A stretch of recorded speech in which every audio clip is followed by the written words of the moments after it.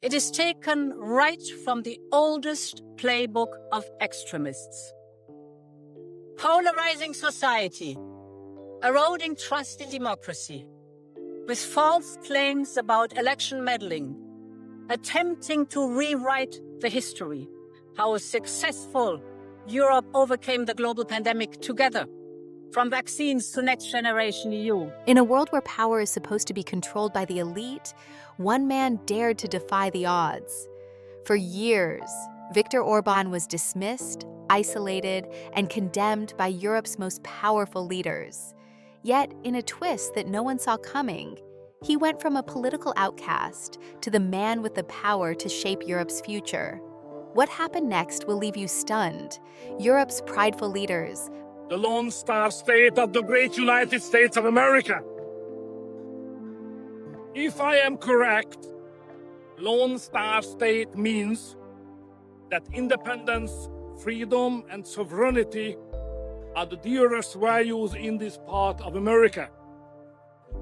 If this is true, and it must be true as I look around, then we have something in common, even in Hungary is over 5,000 miles from Dallas. Begging for his help as the world watched in silence.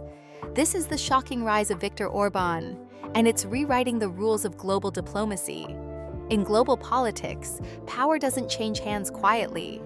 It often shifts suddenly, with the force of a seismic event, leaving entire nations scrambling to adapt. One such shift has been observed recently in the relationship between Hungary and the European Union, particularly in the figure of Hungarian Prime Minister Viktor Orbán. For years, leaders in Brussels, Berlin, and Paris dismissed Orbán as little more than a nuisance, someone whose political views didn't align with the core values of the European Union. His decisions were often seen as disruptive, challenging the established norms of the EU, especially on issues like immigration and the rule of law. Orbán's government, accused of fostering corruption, was tightly controlled by his office. The EU responded with sanctions, aimed at putting pressure on him and his government. Billions of euros in EU funds meant for Hungary were frozen, and Orbán was painted as a pariah within the European democratic community. European leaders described him as out of step with their vision of the continent's future, a man disconnected from the European project. They tried to isolate him, hoping that through these measures, he would either fall in line or face political and economic consequences. However, history has a way of turning irony into reality. As Europe's political elite congratulated themselves on their unity and adherence to liberal democratic values, Orbán quietly worked on building his own network of influence. He pursued what some analysts have described as a multi-vector foreign policy, which allowed Hungary to remain independent in its foreign relations and energy strategies. He was not bound by the EU's expectations or limitations, and this strategy, which once seemed like a gamble, began to pay off in recent years. This week, that strategy bore unexpected fruit. After a significant conversation between Donald Trump and Vladimir Putin, one of the most consequential phone calls of the decade, the former US president placed another call. This second call was not directed to Emmanuel Macron, the president of France, nor to Olaf Scholz, the chancellor of Germany. It was not directed to any of the other key leaders in the European Union. Instead, Trump reached out to Viktor Orbán. This call, one that no one in Brussels could have predicted, marked a turning point in Orbán's political journey. What had once been viewed as a marginal voice, a Central European leader with an outsized agenda, suddenly became indispensable. Orbán, who had been dismissed for so long, found himself at the center of a conversation that had previously been dominated by the leading powers of Europe. In that moment, Orbán's political marginalization turned into validation. While Europe's leaders had been busy congratulating themselves for their unity, Orbán had been quietly working on building relationships that would ultimately place him in the center of global politics. The shock of this turn of events lies not just in Orbán's newfound influence, but in the way Europe's leaders responded to it. For years, they had excluded him from important diplomatic conversations, treating him like an outcast within the EU. The EU elite has long operated as a sort of closed club, one in which access to important discussions was granted to those who were in line with the prevailing Brussels worldview. If you supported the EU's ideological framework, you were welcome at the table. If you challenged it, you were shut out. This exclusionary approach has not been limited to Orbán. Other voices that have disagreed with the EU's approach have found themselves sidelined or shut out, including journalists and politicians who challenge the mainstream narrative. Orbán was, for a time, a key example of this. In the corridors of power in Brussels, he was dismissed as someone unworthy of a place at the table. This strategy of exclusion was rooted in the belief that if you controlled the conversation, you controlled the outcome. But this is where the shift occurred. You can control who gets into a room, but you can't control a phone call. When Donald Trump picked up the phone to speak to Viktor Orbán, it shattered years of carefully built political walls. What was initially considered a political courtesy call evolved into something far more significant. Reports suggest that this wasn't just a social exchange, but a consultation that directly undermined the European delegation that was standing by helplessly in Washington. Imagine the scene. European leaders, having spent decades building influence in Washington, were suddenly bypassed in favor of a man they had tried to isolate. The leaders who had made their mark on the European stage were now left to watch as Orbán found himself at the center of the action, holding the ear of one of the most powerful men in the world. The humiliation of Europe's political elite didn't stop with the phone call. It continued when they realized they were no longer the ones who held the cards. After years of attempts to isolate Orbán politically, after sanctioning him and freezing EU funds, the very same leaders found themselves in an embarrassingly weak position. They were in Washington, facing Donald Trump, a figure they had long criticized, and they had nothing left to offer. According to reports from Bloomberg, Europe's leaders were left with no option but to beg Trump to intervene on their behalf. They asked him to pressure Orbán into lifting his veto on Ukraine's membership in the European Union. This was a moment of desperation. The European Union, an entity that prides itself on its unity and sovereignty, was reduced to pleading with an American president to intervene in its internal affairs. The irony of the situation wasn't lost on anyone.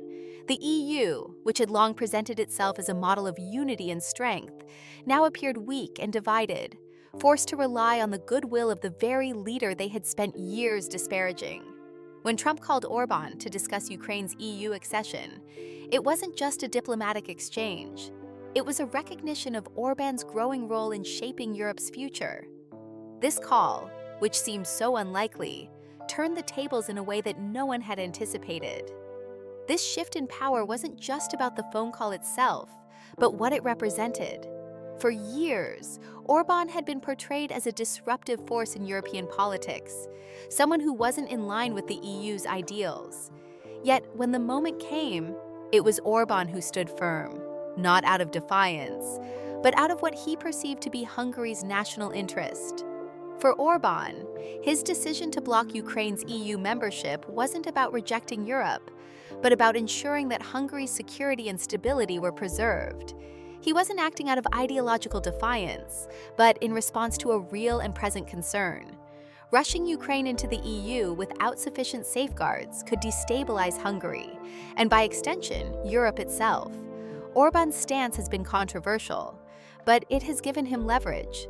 While European leaders have been preoccupied with political ideologies, Orbán has focused on national security, on pragmatic solutions to the continent's most pressing issues. It's this focus that has made him an increasingly important figure on the world stage. As Europe grapples with issues ranging from the ongoing war in Ukraine to energy and security, Orbán's decisions look less like recklessness and more like foresight. His focus on security over ideology has proven to be a winning strategy, positioning him as a key player in the future of Europe. The political landscape in Europe has always been one where access to influence is tightly controlled. This system is not just about who holds power, but about who is allowed to participate in the conversations that shape the continent's future. For years, the European Union's elite, those who have been entrenched in Brussels and the key capitals of Europe, have operated like a closed club. The membership to this club isn't based on the merits of democratic legitimacy or the principles of governance. It is instead decided by conformity. If you are in line with the EU's mainstream view, you are welcomed, given access, and rewarded. If you challenge that view, if you step outside of the accepted norms, you are sidelined and excluded. For a long time, Viktor Orbán found himself on the outside of this political club. His policies, his rhetoric, and his actions did not align with the vision that many in Brussels had for Europe. He rejected the European Union's stance on immigration, challenged the EU's influence over Hungary's domestic policies, and positioned Hungary as a country that would not be beholden to the dictates of Brussels. Orbán's stance led to his gradual exclusion from many of Europe's most important conversations. His absence from negotiations, press briefings, and other critical diplomatic functions was deliberate. The EU made it clear that if you were not part of the Brussels consensus, you would not have a seat at the table. This strategy of exclusion has not been confined to Orbán alone. Other leaders who have taken positions contrary to the EU's prevailing ideology have been similarly marginalized. There are numerous examples of figures who have had to use back channels or work outside of the traditional diplomatic frameworks in order to make their voices heard. Orbán's situation was a reflection of a broader pattern. If you are not in alignment with the EU's preferred policy outcomes, you are not given access to the decision-making processes. However, this exclusionary approach also had its limits. As Orbán's policies became more entrenched, he began to build his own network of alliances and relationships. He strategically positioned Hungary as a sovereign nation, determined to retain control over its own future. While other European leaders were preoccupied with reinforcing the EU's ideological framework, Orbán was focusing on practical, real-world solutions. His foreign policy, which some experts have called multi-vector, meant that Hungary was not tied down to any single ideological bloc. Instead, Hungary was positioning itself to engage with multiple global powers, ensuring that Hungary's interests were safeguarded no matter how the geopolitical landscape evolved. This approach was not without its challenges. Orbán's decision to forge closer ties with Russia, particularly in the realm of energy, was controversial and raised eyebrows in Europe. While Germany and other Western European nations had built their energy strategies around cheap Russian gas, Orbán was securing long-term energy contracts with Moscow, ensuring Hungary's energy security. This policy, which some critics described as reckless, was later vindicated when other European countries began to face energy shortages. Orbán's foresight in diversifying Hungary's energy sources proved to be an advantage, allowing Hungary to avoid the worst effects of Europe's energy crisis. At the same time, Orbán also cultivated relationships with China, welcoming investment from Chinese companies.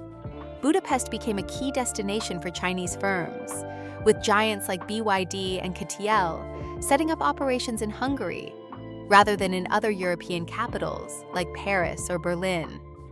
Orbán's approach to foreign relations, which combined pragmatism with opportunism, allowed Hungary to become a central player in Europe's geopolitical landscape.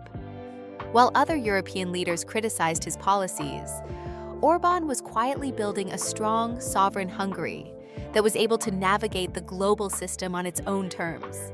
Despite these achievements, Orbán's position remained tenuous. He continued to face resistance from the European Union, which sought to isolate him both politically and economically. The EU's response to Orbán's independent policies was predictable: sanctions, diplomatic pressure, and economic measures aimed at weakening Hungary's position. But Orbán, undeterred, stuck to his course. He continued to assert Hungary's sovereignty, refused to bow to external pressure, and made it clear that Hungary would not be dictated to by Brussels.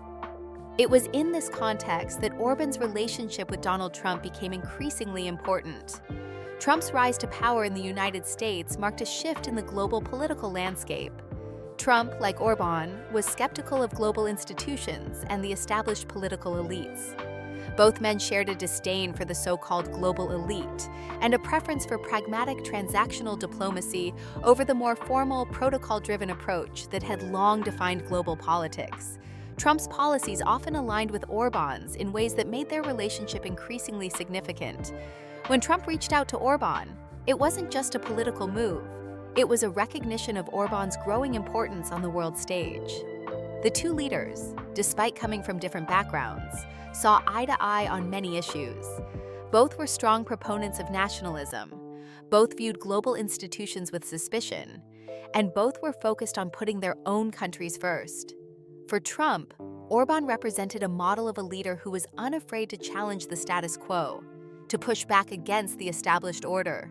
For Orbán, Trump offered a powerful ally who could help undermine the European Union's dominance and validate Hungary's political stance on the global stage. The phone call between Trump and Orbán was not just symbolic. It was a sign of the growing convergence of their political worldviews. It marked the moment when Orbán's status as a political outsider in Europe was finally reversed. The man who had been sidelined for years, dismissed as irrelevant by the EU elite, was suddenly at the center of global diplomacy. As Europe's leaders watched from the sidelines, Orbán became a key player in the discussions that would shape Europe's future. His position of influence, once unimaginable, became a reality as he emerged as the crucial link between Europe, Russia, and the United States. This shift in Orbán's status wasn't just a matter of diplomatic courtesy or political favoritism. It was a reflection of the changing dynamics within Europe and the broader global order. Europe's long-standing leaders had grown complacent in their positions of power, believing that their dominance on the world stage was unassailable. They had relied on the EU structures and institutions to maintain their control. But this approach began to falter as Orbán's pragmatism and political cunning began to take center stage. Orbán's rise to prominence was a direct challenge to the EU's notion of unity and its moral authority.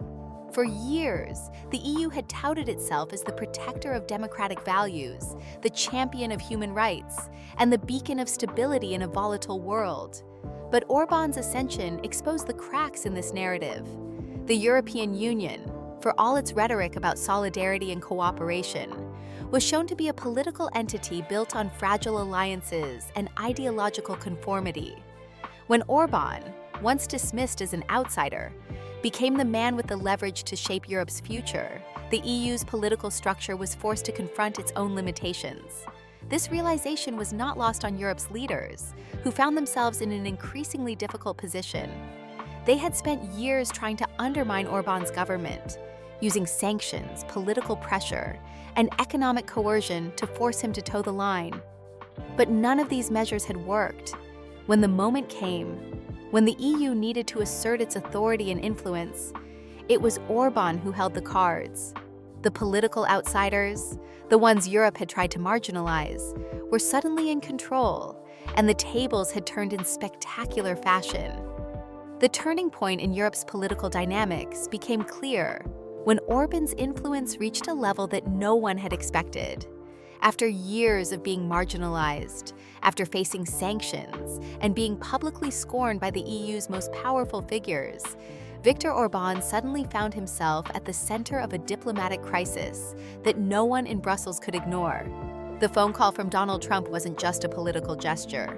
It marked the moment when Orbán's role in global politics shifted from that of an outsider to an indispensable figure. It was a stark reminder of how power in the modern world is often shaped by unexpected shifts, often driven by a series of personal decisions rather than ideological purity. Imagine the scene: European leaders, long accustomed to holding sway over major diplomatic decisions, found themselves gathered in Washington, waiting for their moment to influence the conversation, only to discover that the most crucial call of the moment was happening not with them, but with Viktor Orbán. This was not just a diplomatic oversight. It was a humiliating blow to the European elite.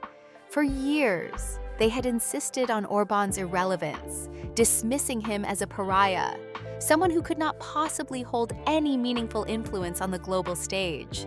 But now, those very leaders, who had once frozen his country's funds and imposed sanctions on Hungary, found themselves being excluded from a conversation they thought was theirs to control.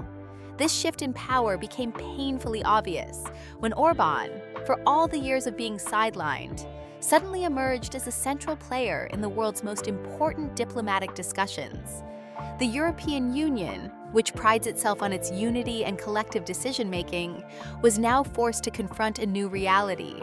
It wasn't just Orbán's veto on Ukraine's membership in the EU that had shaken Brussels. It was his position as the key player in this crisis. Orbán's decision to block Ukraine's accession wasn't just about his opposition to Ukrainian membership. It was a move that strategically placed Hungary in a position of power at a time when Europe's unity was being tested by the war in Ukraine. His veto had become the linchpin, the one factor that could hold up the EU's larger strategy for dealing with Russia and Ukraine. At this point, Orbán was no longer the outsider. He had become the man with the most significant influence on the future of the European Union's approach to one of its most pressing crises. The European Union, which had always prided itself on its ability to manage crises collectively, now found itself caught in a paradox. They needed Orbán, the man they had sought to isolate, to help them solve the very problem that had exposed their internal fractures. The irony was stark. The EU, which had been quick to criticize Orbán's leadership, now found itself pleading with him to relent on his position. They asked Donald Trump to intervene, to pressure Orbán to lift his veto, as they had no other leverage left. This desperation was not lost on anyone watching the drama unfold. In Washington, European leaders who had spent years positioning themselves as the guardians of European unity and stability had been reduced to political beggars. They were asking an American president, one they had long considered politically unsophisticated and dangerous, to pressure one of their own members into submission. The message was clear. Europe's leaders no longer had the power to shape events on their own. They had to rely on a leader from outside their sphere, someone who had been written off by Brussels, to help them navigate a situation that they had failed to control. Trump, of course, was not one to shy away from the irony of the moment. Reports suggest that he made the call to Orbán with a certain level of amusement. After all, this was the same Viktor Orbán who had been vilified by the European political elite for years. Yet now, he was the one holding the key to resolving the crisis that had paralyzed the EU. Trump's call to Orbán was not just a diplomatic move. It was a public recognition of Orbán's growing power. And for Europe's leaders, this was an uncomfortable reality to face. Orbán's response to Trump's call further demonstrated the difference between him and the leaders of Western Europe. While European leaders had been scrambling to navigate the delicate politics of the war in Ukraine, Orbán remained calm and steadfast in his position. His reasoning was clear and grounded in national interest, not ideology. He argued that rushing Ukraine into the EU without the proper checks and guarantees would be reckless. It could destabilize Hungary's security and economy, and by extension, endanger the broader stability of Europe. For Orbán, this wasn't about making a political statement. It was about ensuring the survival of his country's interests in an increasingly unpredictable world. As Orbán's influence grew, it became clear that his strategic foresight had paid off. He had positioned Hungary in a way that allowed it to avoid many of the pitfalls that other European countries faced.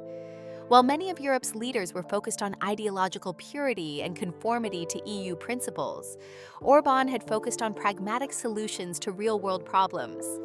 This approach, which some had criticized as short-sighted or nationalistic, was now being vindicated as Hungary navigated the geopolitical landscape with remarkable success. At the same time, Orbán's relationship with Russia, which had once been a source of controversy, had also become a strategic advantage.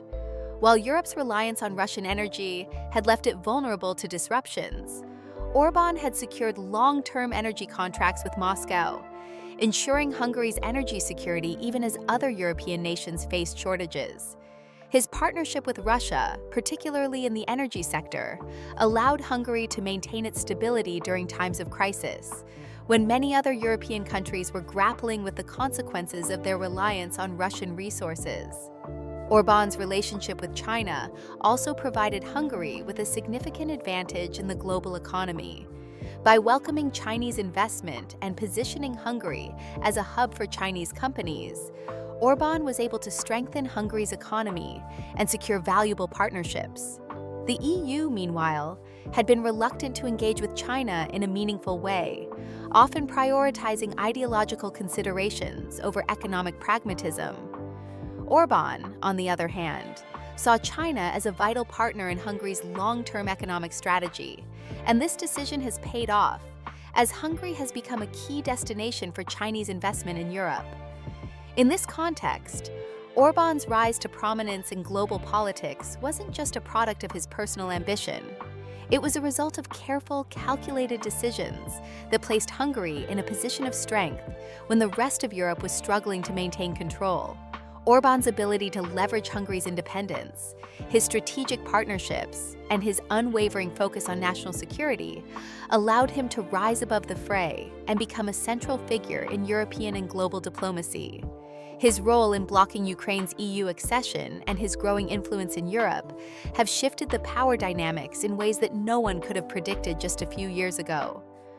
But perhaps the most significant aspect of Orbán's rise is how it exposes the weaknesses of the European Union. For years, Brussels has presented itself as a model of unity, a bloc of nations bound together by shared values and common goals.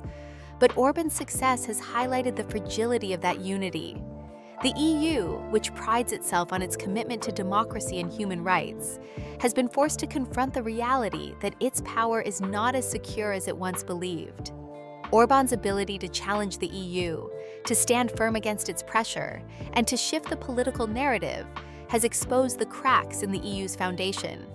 Orbán's ascent is a reminder of how power can shift in unexpected ways. The political outsider, the man who was once dismissed as irrelevant, can quickly become the central figure in a diplomatic crisis. His rise is a testament to the importance of strategic thinking, pragmatism, and the ability to adapt to changing circumstances. While Europe's leaders have been preoccupied with ideology and conformity, Orbán has focused on securing Hungary's future in an increasingly unpredictable world, and in doing so, he has emerged as one of the most influential leaders in Europe today. In the aftermath of the phone call between Donald Trump and Viktor Orbán, a deeper understanding of the power dynamics within Europe began to emerge.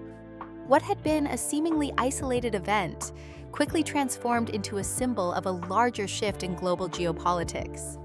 Orbán, once viewed as a divisive figure in European politics, had now been thrust into the spotlight as a key player who could influence the course of the continent's future. What this situation revealed was not just Orbán's rise in influence, but also the underlying vulnerability of the European Union and its political structure. Europe had long prided itself on its collective approach to foreign policy, economic cooperation, and the shared values that supposedly united its member states. This unity was seen as the cornerstone of European strength, a concept that set Europe apart from other regions of the world. However, Orbán's growing prominence and his ability to wield influence at a time of crisis exposed a harsh reality. Europe's unity was fragile, and the EU was no longer the unshakable force it once claimed to be. The European Union, for all its emphasis on shared values and collective strength, was now faced with the uncomfortable truth that one of its own members, someone they had tried to isolate and exclude, had gained the upper hand. The irony of Orbán's rise could not be overstated.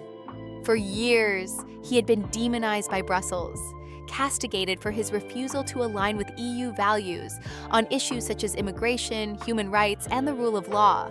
His government had been accused of undermining democratic institutions and disregarding the principles that the EU held dear.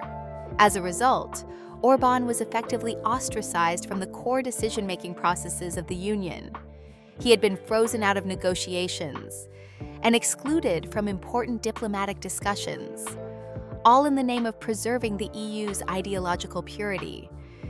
And yet, when the critical moment came, it was Orbán who was in the position to make a significant impact on Europe's future. This shift in the balance of power was felt most acutely in Washington. European leaders, who had once held sway over global diplomacy, found themselves sidelined in favor of Orbán. As Europe's leaders gathered in the Oval Office, hoping to secure influence over the direction of the Ukraine crisis, they were confronted with a sobering realization. The most important phone call was not directed at them. Instead, it was directed at Orbán, the very man they had spent years trying to marginalize. This moment of exclusion highlighted the vulnerability of the European Union and the limits of its power. Orbán, once viewed as an outsider, had become the man who held the key to resolving one of Europe's most pressing issues. The humiliation of Europe's leaders did not end with their exclusion from the conversation with Trump. The true extent of their impotence was revealed when they were forced to plead with Trump to pressure Orbán into changing his position on Ukraine's EU accession. The EU, a bloc that prided itself on its sovereignty and collective decision-making, had been reduced to asking an American president to intervene in its internal affairs. This was not just a diplomatic embarrassment, it was a stark admission that the EU's power was no longer absolute. For all its talk of unity and moral superiority, Europe had been forced to rely on the intervention of a leader it had long vilified in order to achieve its desired outcome. This moment of desperation was a turning point in the way Europe viewed its own power structure. For years, the EU had presented itself as the protector of democracy, the defender of the rule of law, and the vanguard of European values. It had portrayed itself as an entity capable of managing crises, uniting its members, and projecting its influence on the world stage. However, the events surrounding Orbán's veto of Ukraine's membership exposed the contradictions at the heart of the EU. The bloc that had once claimed moral superiority was now forced to rely on external pressure to get one of its own members to comply with its wishes. The situation was not just absurd, it was humiliating. In contrast, Orbán's response to the crisis revealed the stark difference between his leadership style and that of his European counterparts. While Europe's leaders were scrambling to maintain their influence, Orbán remained calm and resolute.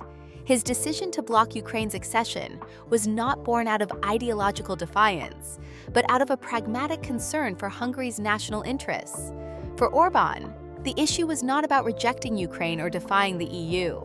It was about ensuring that Hungary's security and stability were protected. Rushing a war-torn country into the EU without the necessary safeguards could destabilize Hungary, potentially jeopardizing its security and economic future. Orbán's position, grounded in national interest, stood in sharp contrast to the ideological and politically motivated decisions made by Europe's leaders. This moment highlighted the growing divide between Orbán's approach to governance and that of the EU. While Europe's leaders were concerned with maintaining ideological conformity, Orbán had consistently focused on pragmatic solutions to Hungary's challenges. His ability to balance national interests with international diplomacy allowed him to navigate the complexities of European and global politics with remarkable skill. He understood that, in a world increasingly defined by uncertainty and instability, national security and economic stability were paramount. By refusing to allow Ukraine's fast-tracked EU membership, Orbán had not only secured Hungary's position, but also placed himself at the center of a global diplomatic crisis.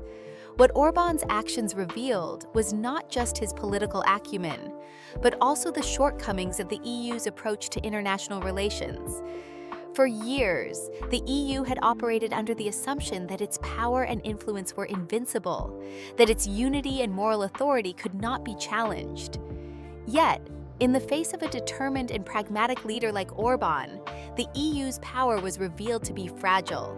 Orbán's ability to stand firm in the face of external pressure and to leverage Hungary's position in the EU revealed the extent to which Europe's internal unity had been eroded.